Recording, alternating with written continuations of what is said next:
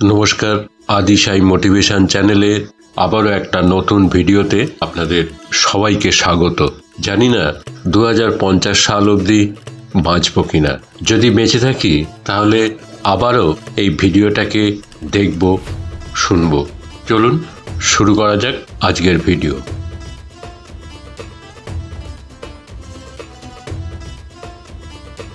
সালটা 2050। বিছানায় শুয়ে শুয়ে বোরিং হয়ে গেছি। বেড বক্সের উপর থেকে চশমাটা হাতড়ে নিলাম আর খাটের পাশ থেকে লাঠিটা নিয়ে নাতনির ঘরে গেলাম গল্প করব বলে। গিয়ে দেখি ল্যাপটপে কিছু একটা করছে। আমি যেতেই বলল, দাদুন তুমি বসো বসো, আমি টিউশনি যাব। বসলাম ওর ঘরে। ল্যাপটপটা খোলাই ছিল। চশমা চোখে দিয়েও ভালো দেখতে পাই না।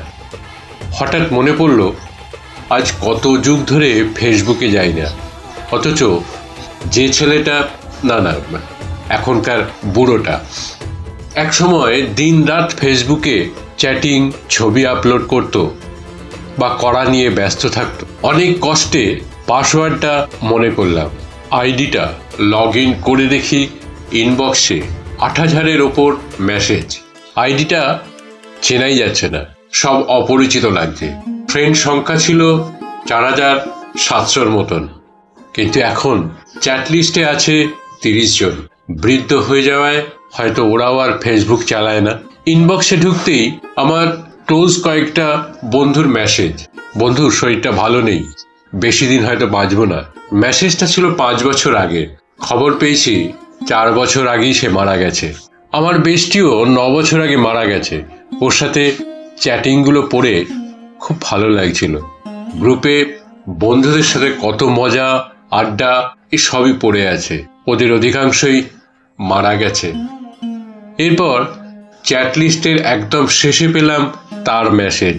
হ্যাঁ, আবার সেই পুরনো একতরফা ভালোবাসা। ওর কোনো খবরই জানি না। কত ভালোবাসতাম দুজন দুজনকে, কিন্তু ভাগ্যের পরিহাসে বিয়েটা আর হয়নি। আজ অনেক দিন পর তার কথা মনে পড়ছে। তার আইডিটায় ঢুকলাম। লাস্ট পোস্ট ছিল 16 বছর আগে। তার নাতনির সাথে ছবি। আরও একটু নিচে যেতে দেখলাম তার ফ্যামিলির ছবি।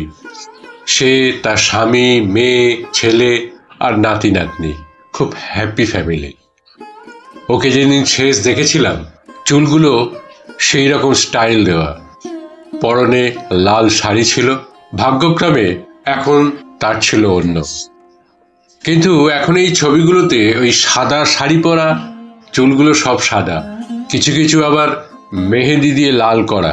হঠাৎ মোবাইলের স্ক্রিনে নিজের ছবিটা দেখলাম। হ্যাঁ, আমিও তো বুড়ো হয়ে গেছি। ও দেখলে নিশ্চয়ই বলতো, বুড়ো দাদু। আচ্ছা, ও কি আজও বেঁচে আছে জানি না। ওর আইডিটায় শেয়ার করা একটা পোস্ট পেলাম। একজন ওর আইডির স্ক্রিনশট দিয়ে লিখেছে, এই দিদা গতকাল আনুমানিক বিকেল 5টায় হৃদক্রিয়া বন্ধ হয়ে মারা গেছেন। উনি যেন স্বর্গ লাভ করেন, এই আমার প্রার্থনা। পোস্ট করেই থমকে গেলাম। 5 বছর আগের পোস্ট। ও মারা গেছে তাহলে। হায় রে, কোথায় সেই একসাথে বাঁচবো বলে কথা দেওয়া দিনগুলো। অজান্তেই চোখের কোণে জল এলো। এরপর পরিচিত বন্ধুদের আইডিটা দেখছিলাম। ওদের আইডিগুলো এখনো প্রাণবন্ত, কিন্তু ওরা প্রাণবন্ত নয়। অনেকেই দুনিয়ার মায়া ত্যাগ করেছে। যে বন্ধুটি রোজ নতুন নতুন সেলফি আপলোড করত, ও 20 বছর আগে ক্যান্সারে মারা গেছে। খবর শুনে দেখতে গেছিলাম। মজার মজার জোকস পোস্ট করা বন্ধুটির খবর জানি না। লেখক বন্ধুটি 8 বছর আগেও একটা পোস্ট দিয়েছে, ওর ছেলে ওকে বৃদ্ধাশ্রমে ফেলে এসেছে। ওর সাথে যোগাযোগ নেই। এরপর আমার আইডিটায় গেলাম। এত ট্যাগের ভিড়ে নিজের শেষ পোস্টটা পাচ্ছিলাম না। এই তো অনেক কষ্টে খুঁজে পেয়েছি সেই 33 বছর আগে আমার স্ত্রী আর মেয়েকে নিয়ে ঘুরতে গেছিলাম, সেইখানকার কয়েকটা পিকচার। আরও প্রিভিয়াস পোস্টগুলো পড়ে কখনো হাসলাম, কখনো কাঁদলাম।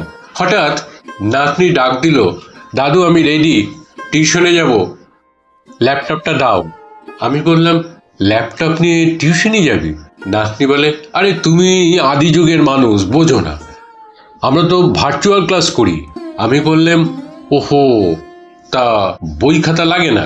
নাতনি বলে, দূর, কি যে বলো, ক্লাস করতে বই খাতা লাগে না? আমি বললাম, ও লাগে না? নাতনি বলে, তোমাদের সময় লাগতো? আমি বলি, হ্যাঁ লাগতো তো, তবে তখন আমরা বইয়ে পড়তাম দেশে ভার্চুয়াল ক্লাস হবে। নাতনি হা হা করে হেসে উঠল। টিউশনে খাতা কলম লাগতো?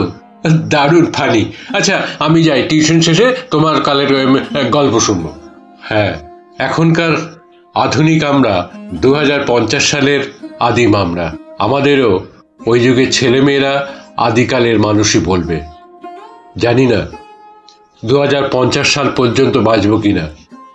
যদি বেঁচে থাকি তাহলে টাইম লাইনে এসে লেখাটা আরো একবারের জন্য পড়ব, আর এই সুন্দর দিনগুলোর কথা মনে করব। যদি ভিডিওটা ভালো লেগে থাকে তাহলে চ্যানেলটিকে সাবস্ক্রাইব করে পাশে থাকা বেল আইকনটিকে প্রেস করে দেবেন, যাতে পরবর্তী ভিডিও দিলে সাথে সাথে তার নোটিফিকেশনটি আপনাদের কাছে পৌঁছে যায়। লাইক করবেন, কমেন্টস করবেন, যদি মনে করেন শেয়ার করবেন, পাশে থাকবেন। ধন্যবাদ, নমস্কার।